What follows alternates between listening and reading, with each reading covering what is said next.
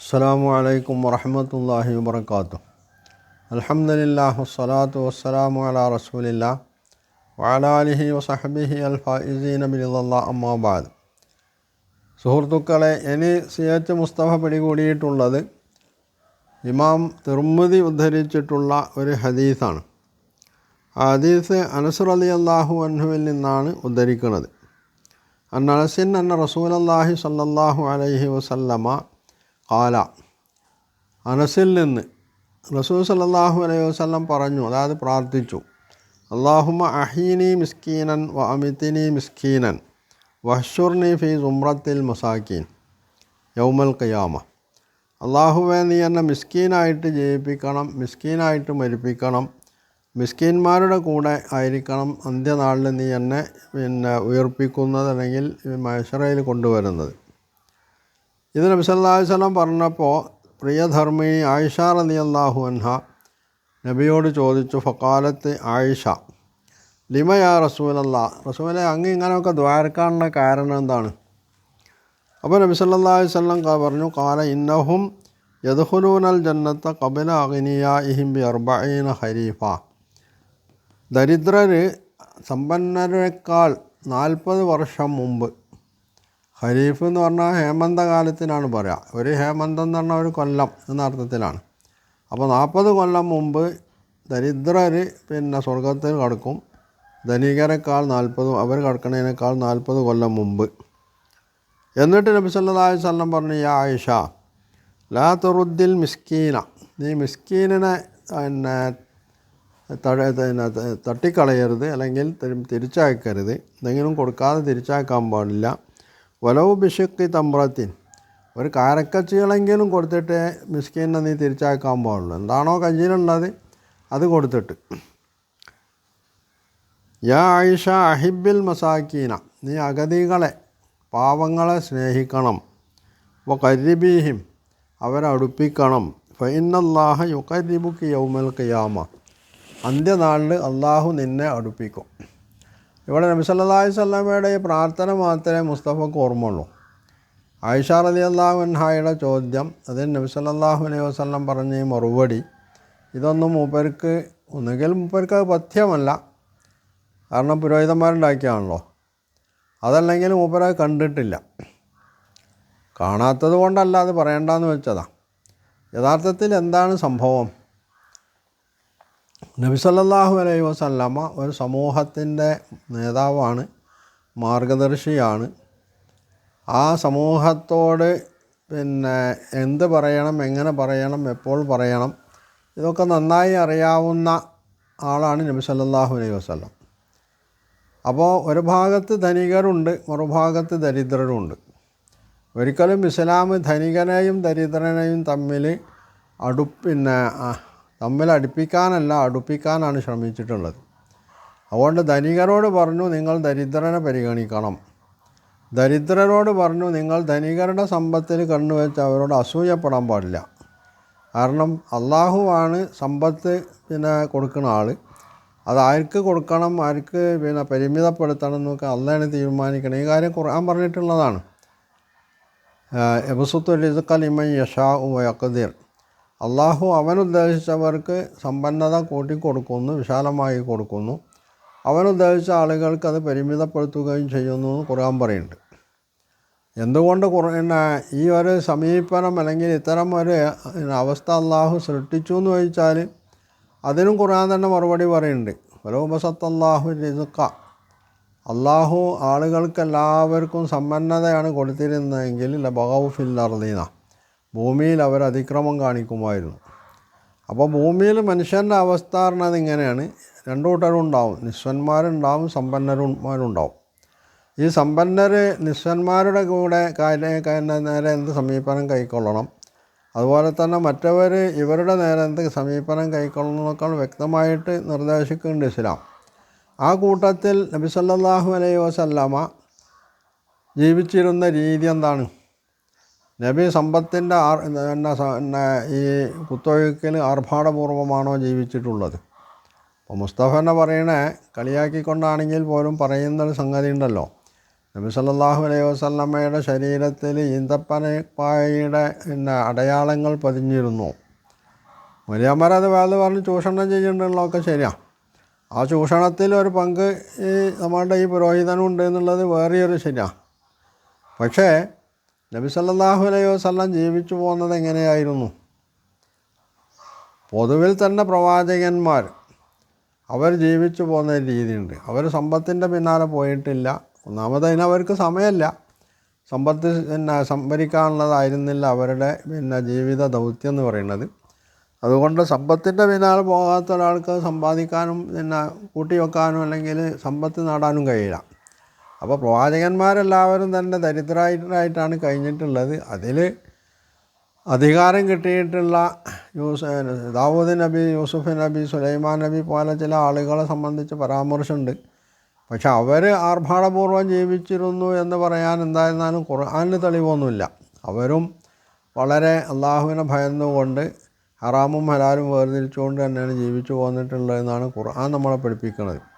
കാരണം യാ അയ്യുഹർ റസൂലു കുലൂ മിന ത്വയ്യിബാത്തി വഅമലൂ സാലിഹാന്ന് വിശുദ്ധ ഖുർആൻ പ്രവാചകന്മാരോട് പറഞ്ഞിട്ടുള്ള കാര്യം ഖുർആനോട് ഉദ്ധരിക്കുകയാണ് സൂറത്ത് മുഅ്മിനൂനിൽ. യാ അയ്യുഹർ റസൂലു കുലൂ മിന ത്വയ്യിബാത്തി വഅമലൂ സാലിഹ.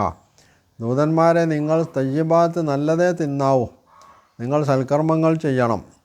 അപ്പോൾ പ്രവാചകന്മാരോട് ഇത് മൊത്തത്തിൽ എല്ലാ പ്രവാചകന്മാരോടും പറയുമ്പോൾ ദാവൂദ് നബി, സുലൈമാൻ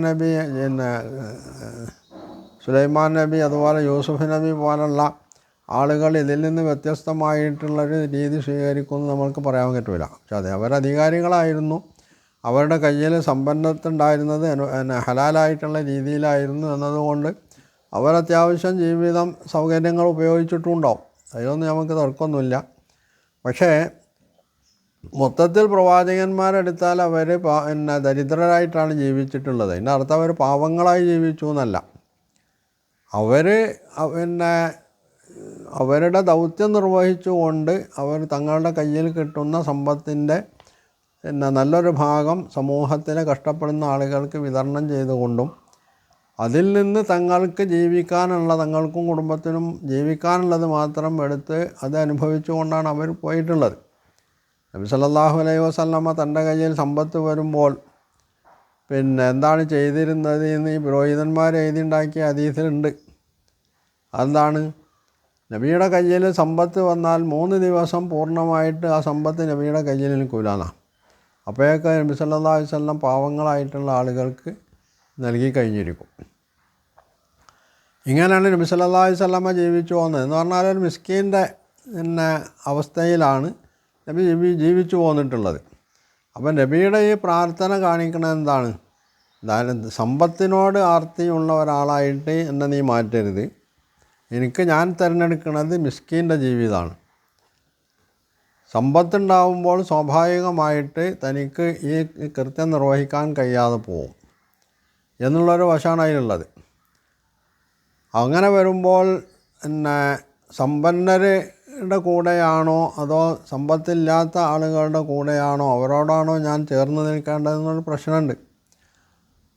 അതിൻ്റെ അർത്ഥം സമ്പന്നരെ വെറുക്കുന്നു എന്നല്ല. ആ സമ്പന്നരുടെ സമ്പത്ത് ഇസ്ലാമിന് പ്രയോജനപ്പെടുത്തിയിട്ടുള്ളത് നബി സല്ലല്ലാഹു അലൈഹി വസല്ലമയാണ്. ആ സമ്പന്നരുടെ സമ്പത്ത് അവർ വിതരണം ചെയ്യണതിൻ്റെ, ഇസ്ലാമിന് വേണ്ടി മനുഷ്യൻ്റെ നന്മയ്ക്ക് വേണ്ടി വിതരണം ചെയ്തതിൻ്റെ പേരിൽ അവരെ പ്രശംസിച്ചിട്ടുള്ളത് നബി സല്ലല്ലാഹു അലൈഹി വസല്ലമയാണ്. ആ കൂട്ടത്തിലാണ് നബി സല്ലല്ലാഹു അലൈഹി വസല്ലമ എന്നെ മിസ്കീന്മാരുടെ കൂട്ടത്തിലാണ് നീ ജീവിപ്പിക്കേണ്ടത്. അല്ലാഹുമ്മ അഹീനി മിസ്കീനൻ വാമിത്തിനി മിസ്കീനൻ വഹ്ശുർനി മിസ്കീനൻ യൗമൽ ഖിയാമ എന്ന് പറഞ്ഞത്. ഇനി ഇവിടെ മിസ്കീൻ എന്ന് പറയുന്നതിന് കേവലം ദരിദ്രൻ എന്ന് മാത്രമാണോ അർത്ഥം എന്ന് ചോദിച്ചാൽ, ഈ ഹദീസ് യഥാർത്ഥത്തിൽ ദരിദ്രൻ എന്നുള്ള അർത്ഥത്തിലാണ് ഉപയോഗിച്ചിട്ടുള്ളത്, അതിൽ മിസ്കീൻ ഉപയോഗിച്ചിട്ടുള്ളത് എന്ന് നമുക്ക് പറയാം. അതേസരം മിസ്കീനിന് മറ്റൊരു അർത്ഥതലം കൂടിയുണ്ട്. എന്താണ്? മിസ്കീൻ എന്ന് പറഞ്ഞാൽ വിനയാന്വിതൻ എന്നർത്ഥമുണ്ട്.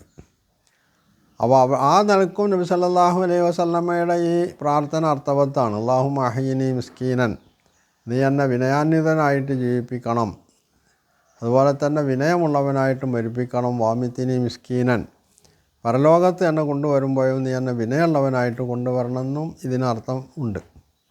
അപ്പോൾ ഈ രണ്ടർത്ഥവും ഇതിന് ഫിറ്റാണ്. ആ രണ്ടർത്ഥവും ഇതിന് പിന്നെ ഇസ്ലാമിന് വിരുദ്ധവുമല്ല. എന്നിട്ട് അപ്പോഴാണ് ആയിഷ റളിയല്ലാഹു അൻഹ ചോദിക്കുന്നത്, റസൂലെ എന്താണ് അങ്ങ് ഇങ്ങനെ പ്രാർത്ഥിക്കാൻ കാരണം എന്ന്. അപ്പോൾ നബി സല്ലല്ലാഹു അലൈഹി വസല്ലം പറയുന്നു, ധനികരെക്കാൾ 40 കൊല്ലം മുമ്പ് ദരിദ്രർ സ്വർഗത്തിൽ പ്രവേശിക്കും. ഈ ദരിദ്രർ ആരാണ്? അവർ ദാരിദ്ര്യം നീക്കാൻ ശ്രമിക്കേണ്ടതില്ല എന്ന് ഇവിടെ ആരും പറഞ്ഞിട്ടില്ല, ഇസ്ലാം അങ്ങനെ പറഞ്ഞിട്ടില്ല, ഹദീസിലുമില്ല അങ്ങനെ ഒരു വശം. പക്ഷേ ദരിദ്രരായിരിക്കുമ്പോൾ ആ ദാരിദ്ര്യത്തിൽ അവർക്ക് ക്ഷമിക്കാൻ കഴിയേണ്ടതുണ്ട്. അതോടൊപ്പം ദാരിദ്ര്യം ദൂരീകരിക്കാൻ വേണ്ടി അവർ പണിയെടുക്കുകയും ചെയ്യണം. കിട്ടുമല്ല എന്നുള്ളത് അത് അള്ളാഹുവിൻ്റെ കയ്യിലുള്ള സംഗതിയാണ്. ദാരിദ്ര്യം എന്നുള്ളതിനെ വെറുക്കപ്പെടേണ്ട ഒരു സംഗതിയായിട്ട്, അത് തീരെ മനുഷ്യന് ചേർന്നതല്ലാത്ത സംഗതിയായിട്ട് നിങ്ങൾ കാണേണ്ടതില്ല. നിങ്ങളതിൽ ക്ഷമിക്കുകയാണെങ്കിൽ നിങ്ങൾക്ക് അതിനും പ്രതിഫലമുണ്ട് എന്ന് പഠിപ്പിക്കുകയാണ് ഇവിടെ നബി സല്ലല്ലാഹു അലൈഹി വസല്ലം ചെയ്യുന്നത്. കാരണം എന്താണ്? ധനികരെ സംബന്ധിച്ചിടത്തോളം അവർ ഈ സമ്പത്ത് എവിടെ നിന്ന് സമ്പാദിച്ചു, എങ്ങനെ ചിലവഴിച്ചു, അതിൻ്റെ കണക്ക് പൂർണ്ണമായിട്ട് അള്ളാഹിൻ്റെ മുമ്പിൽ അവതരിപ്പിക്കേണ്ടതുണ്ട്. അതിന് കുറച്ച് സമയം പിടിക്കുന്ന, മറ്റവരെക്കാൾ അതിന് കുറച്ച് സമയം പിടിക്കുന്നുള്ള അർത്ഥത്തിലാണ് ഇവിടെ 40 കൊല്ലം എന്നൊക്കെ പറഞ്ഞത്. അല്ലെങ്കിൽ ഈ കൊല്ലങ്ങൾ എന്ന് പറഞ്ഞതൊന്നും കൃത്യമായിട്ട് 40 കൊല്ലം അല്ലെങ്കിൽ 500 കൊല്ലം എന്നൊന്നും പറയുന്നത് അത് കൃത്യമായിട്ടുള്ള കൊല്ലക്കണക്കാണെന്നൊന്നും പറയാൻ പറ്റില്ല. ഇത് മാത്രമല്ല, ഖുർആനിലും അറബി ഭാഷയിൽ അത് മാത്രമല്ല, ലോക ഏത് ഭാഷയിലും അങ്ങനെയുള്ള പ്രയോഗങ്ങളുണ്ടാവും. വിശുദ്ധ ഖുർആനിൽ അങ്ങനെയുള്ള ചില പ്രയോഗങ്ങളുണ്ട്. ആ പ്രയോഗങ്ങളൊന്നും കണിശമായിട്ട് അതിൻ്റെ എണ്ണമല്ല അവിടെ പരിഗണിക്കപ്പെട്ടിട്ടുള്ളത്, കുറച്ച് കാലം കൂടും എന്നുള്ള അർത്ഥത്തിലാണ്. അപ്പോൾ നബി സല്ലല്ലാഹു അലൈഹി വസല്ലമ ഈ രീതിയിൽ പറഞ്ഞപ്പോൾ, എന്നിട്ട് പിന്നെ ആയിഷയ്ക്ക് കൊടുക്കുന്ന ഉപദേശം എന്താണ്? അതും പറയണമല്ലോ. ഒരു സമ്പത്തുള്ള, അതായത് തൻ്റെ കയ്യിലുള്ള ഭൗതികമായിട്ടുള്ള വിഭവം, അത് സമ്പന്നനാണോ അല്ലെങ്കിൽ ദരിദ്രനാണോ എന്നുള്ളതല്ല, തൻ്റെ കയ്യിലുള്ള ഭൗതികമായിട്ട് ഉള്ള വിഭവം അത് തൻ്റെ അത്യാവശ്യത്തിന് ഉപയോഗിക്കുന്നതോടൊപ്പം തന്നെ ഒരു ദരിദ്രൻ നിന്നെ സമീപിച്ചാൽ ആ ദരിദ്രനോട് എന്ത് സമീപനം കൈക്കൊള്ളണം. ഇത് ദരിദ്രരോടുള്ള അനുകമ്പയുടെ, അവർക്ക് സൗകര്യം ചെയ്തു കൊടുക്കേണ്ടതിൻ്റെ ഉത്തമമായിട്ടുള്ള ഒരു പാഠം ഇവിടെ നബി സല്ലല്ലാഹു അലൈഹി വസല്ലമ ആയിഷ ബീവിയിലൂടെ സമൂഹത്തെ പഠിപ്പിക്കുകയാണ് ചെയ്യുന്നത്. അതുകൊണ്ട് ഒരു ദരിദ്രൻ നിൻ്റെ അടുത്ത് വന്നിട്ട് എന്തെങ്കിലും സഹായം ചോദിച്ചാൽ എന്തെങ്കിലും ചെയ്യാവുന്നത് ചെയ്തുകൊണ്ടേ അയാളെ തിരിച്ചയക്കാൻ പാടുള്ളൂ. ദരിദ്രരോട് സ്നേഹവും അനുകമ്പയും വേണ്ടതുണ്ട്, അപ്പോഴേ അവരുടെ പ്രശ്നങ്ങൾ പരിഹരിക്കാൻ കഴിയുള്ളൂ. അതുപോലെ തന്നെ ആ പ്രശ്നങ്ങൾ പരിഹരിച്ചു കൊടുക്കുമ്പോൾ തന്നെ ഇസ്ലാം പഠിപ്പിക്കുന്നത് സമ്പത്തിന് വേണ്ടിയിട്ട് പണിയെടുക്കാമെന്നുള്ളതാണ്. ഇപ്പോൾ ആയിഷ റളിയല്ലാഹു അൻഹയോട് നബി സല്ലല്ലാഹു അലൈഹി വസല്ലം പറയുമ്പോൾ പിൽക്കാലത്ത് ഖലീഫമാർ അബൂബക്കർ റളിയല്ലാഹു അൻഹു ആവട്ടെ, അല്ലെങ്കിൽ ഉമർ ബിൻ ഖത്താബ് ആവട്ടെ, ഉസ്മാൻ ബിൻ അഫ്ഫാനോ, ഇങ്ങനെയുള്ള ഖലീഫമാരൊക്കെ പൊതു ഖജനാവിൽ നിന്ന് നബി സല്ലല്ലാഹു അലൈഹി വസല്ലമയുടെ ഭാര്യമാർക്ക് പ്രത്യേകം തന്നെ ഒരു വിഹിതം നീക്കി വച്ചിരുന്നു. ഈ വിഹിതം ഇവർ കയ്യിൽ കിട്ടുമ്പോൾ അവർ ചെയ്തിട്ടുള്ളതാണ്. എന്താണ്? ചരിത്രം പറയുന്നുണ്ട്. ചരിത്രം മുസ്തഫക്ക് സ്വീകാര്യമാണോ എന്നുള്ളത് നമുക്ക് അറിയില്ല.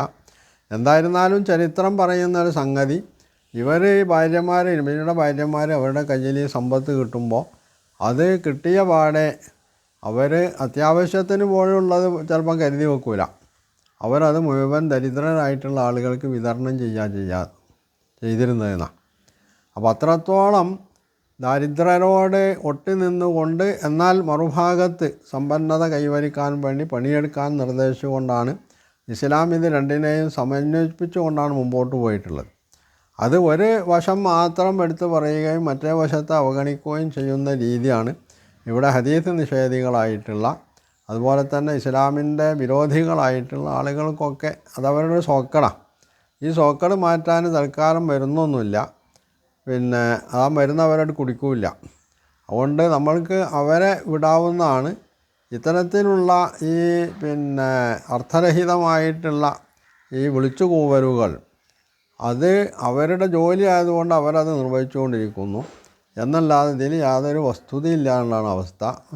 വസ്തുത ഇവർ പറയുന്ന ഈ പുരോഹിതന്മാർ യഥാർത്ഥത്തിൽ ദാരിദ്ര്യത്തെ പ്രോത്സാഹിപ്പിക്കുകയല്ല ചെയ്തിട്ടുള്ളത്. ദരിദ്രരോട് സ്വീകരിക്കേണ്ട രീതി അവർ പറഞ്ഞിട്ടുണ്ട്. അതോടൊപ്പം സമ്പന്നത കൈവരിക്കാനുള്ള പ്രവർത്തനങ്ങളിൽ ഏർപ്പെടാനും ഈ പുരോഹിതന്മാർ തന്നെയാണ് ഹദീസുകൾ കെട്ടിയുണ്ടാക്കിയിട്ടുള്ളത് എന്നാണ് അവരോട് നമ്മൾക്ക് പറയാനുള്ളത്.